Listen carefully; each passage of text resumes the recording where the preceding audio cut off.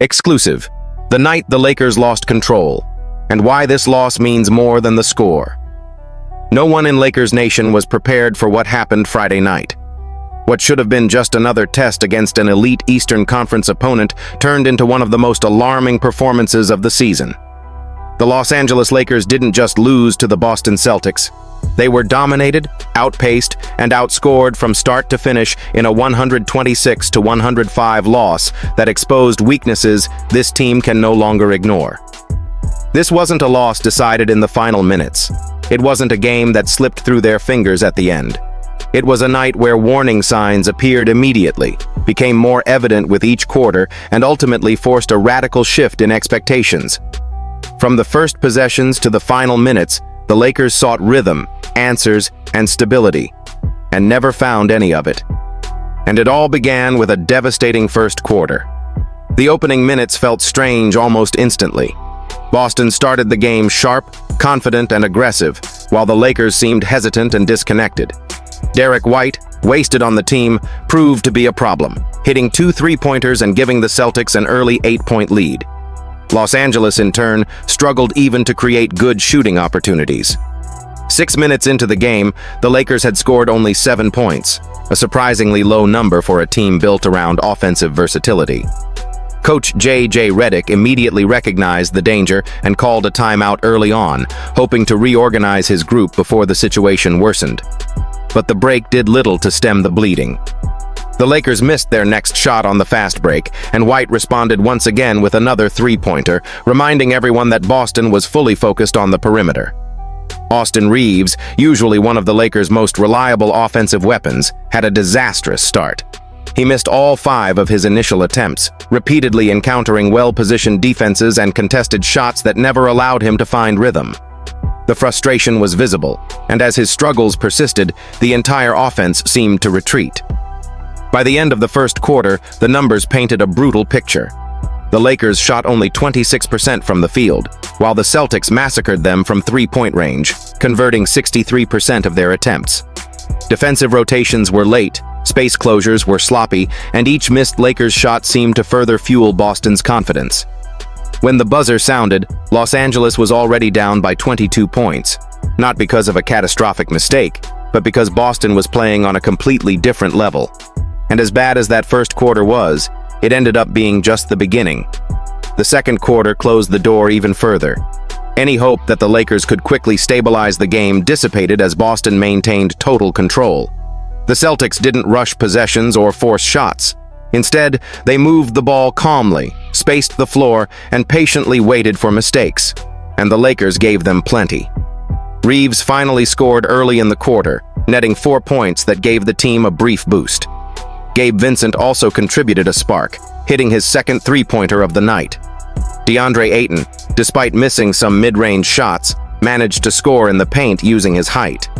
For brief moments, it seemed the Lakers might be building something. But every small reaction was immediately countered. Boston's offense was balanced and relentless. Almost every player who stepped onto the court contributed, with nearly the entire rotation hitting 6 points or more before halftime. There was no panic in their game, nor were possessions wasted. Meanwhile, the Lakers' offense seemed fragmented. Ball movement stalled, spacing collapsed, and drives to the paint were constantly blocked by defensive help. At their worst, the Lakers were down by 27 points. At halftime, the deficit was 23. But the score alone didn't tell the whole story. The Lakers hadn't found a way to contain Boston's 3-point shooting, hadn't established a consistent offensive rhythm, and hadn't demonstrated the defensive communication necessary to compete with a team performing at that level. Still, basketball games aren't won at halftime. And when the teams returned to the court, one last question hung in the air. Would the Lakers respond, or would Boston finish the game? A 9-0 run reignited the game's momentum and suggested, albeit briefly, that a comeback might not be impossible. However, whenever the Lakers gained momentum, Boston responded immediately. 5 quick points here, a well-timed 3-pointer there. The Celtics never allowed doubt to take hold. Even so, the Lakers continued to fight, closing the third quarter with an 8-0 run that reduced the deficit to 15 points. It wasn't dominant. It wasn't pretty. But for the first time that night, there was at least a sense of possibility. That possibility didn't last long.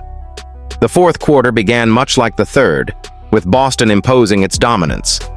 Two quick three-pointers instantly extinguished the Lakers' momentum, turning hope into resignation. Austin Reeves continued to fight, but the difference never truly decreased. The Celtics controlled the pace, limited their errors, and played with the confidence of a team that knew the outcome was already decided. With just over 6 minutes remaining and the score practically decided, J.J. Redick put all the reserves on the court. The final minutes were about survival, not strategy. The Lakers accepted the inevitable, while Boston delivered one of their most complete performances of the season. The final score, 126-105, was painful, but the implications could be even more painful. Because this loss wasn't just a bad night. It raised serious questions about perimeter defense, offensive consistency, and how this Lakers team reacts when faced with high-level execution. And the answers need to come quickly. The schedule doesn't get any easier.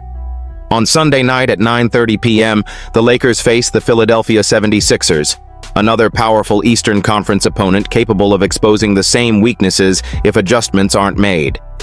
To recover, the Los Angeles Lakers will need more precise execution, better defensive discipline, and a renewed sense of urgency on both ends of the court. Because performances like this don't just end winning streaks. They force us to reflect. They demand a response. And the next game may tell us more about the Lakers' future than this loss ever could. Lakers fans, let's talk. After being dominated by the Celtics from start to finish, do you see this loss as just a bad night, or as a serious wake-up call about the Lakers' defense and consistency before the matchup with the 76ers? Leave your opinions below.